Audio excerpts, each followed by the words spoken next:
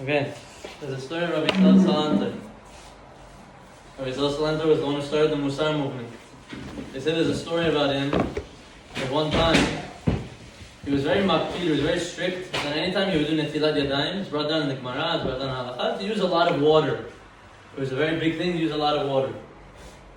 So meaning you fill up the cup big time, you would pour a lot of water in his hands. It was like you show hidur to the mitzvah, you show extra. So there was one time he was with his students at someone's house for Shabbat. He saw the servant, the maid servant over there. So he asked her, "Can you bring me just a small cup of water just so I can wash my hands a little bit?" So the students are all looking at him like, "Rabbi, you're always so strict on this mitzvah to make sure to use a lot of water. All of a sudden, this one time, you become mekel, you become lenient." Like, okay, you don't have to, but it's a good chassidut he was doing. So afterwards, the students asked him. They said, "Rabbi, I don't understand. You're always strict. This one time you were lenient. What happened over here?" He said, "No, I saw that the maidservant was an orphan. And I didn't want to burden her to carry too much water, to go back and forth. So I said, my extra stringency on a mitzvah is not worth it to burden someone like that, like an orphan, and take away from her energy or from whatever the case may be. As the Torah even tells us, you're not allowed to burden an orphan or a widow or something like that. So you see, a lot of times people like to take upon themselves stringencies or things that are over the letter of the law on the burden of someone else. I'll tell you another story. There's a story of, I think this is about the Chavetz Chaim. They said one time, his grandson, his grandnephew, so it was his brother's grandson, basically. He was stuck before Shabbat, he didn't have a place to stay. So he knocked on the Chavetz Chaim's door and he said, "I don't have a place to stay." Chavetz Chaim was already praying. So he went to Beit Knesset early, the Chavetz Chaim's wife opens the door. And he says, "What's up? How's everything?" "Yeah, I don't have a place to stay." "Okay, come stay here." So, "Okay, you look very tired. Go shower, eat something, go to sleep. We'll wake you up for tonight." So he goes to put his head down, take a nap, close his eyes. He's twisting and turning, whatever. He wakes up. All of a sudden, he wakes up in the middle of the night. He sees that it's dark outside. "Oh shoot! I missed prayers. I missed Arbi. I don't know what to do." He comes out and he sees the Chavetz Chaim's wife. He says, "Yeah.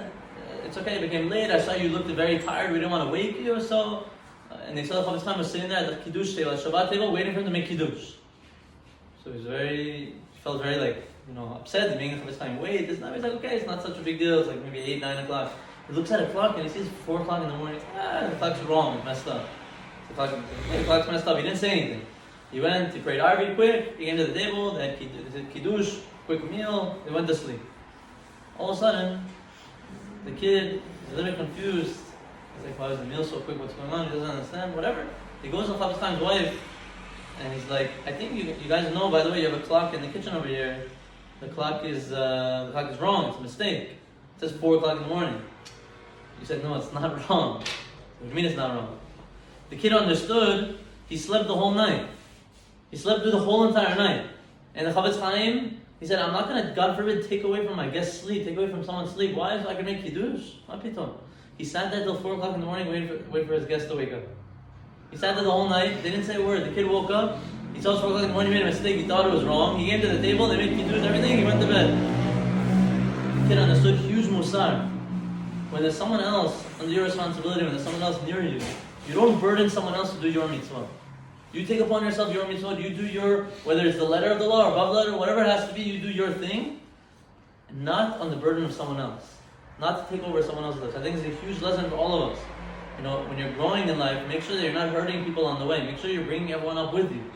You see someone falling and you're running away, that's not how it works. Moshe Rabbeinu. Look at Moshe Rabbeinu this week's Parashat Shemot. Moshe Rabbeinu is the king. He doesn't need to go and help some little Jew getting hit by an Egyptian. But he for sure knew that by hitting an Egyptian and killing him, he knows he's throwing his own stature up into the ground. He's putting himself in the garbage. Saying, "I'm willing to take myself and throw myself out of this stature to help a brother. To make sure that my brother doesn't get hurt." He wouldn't grow with letting one of his brothers, one of his Jewish brothers, fall behind him.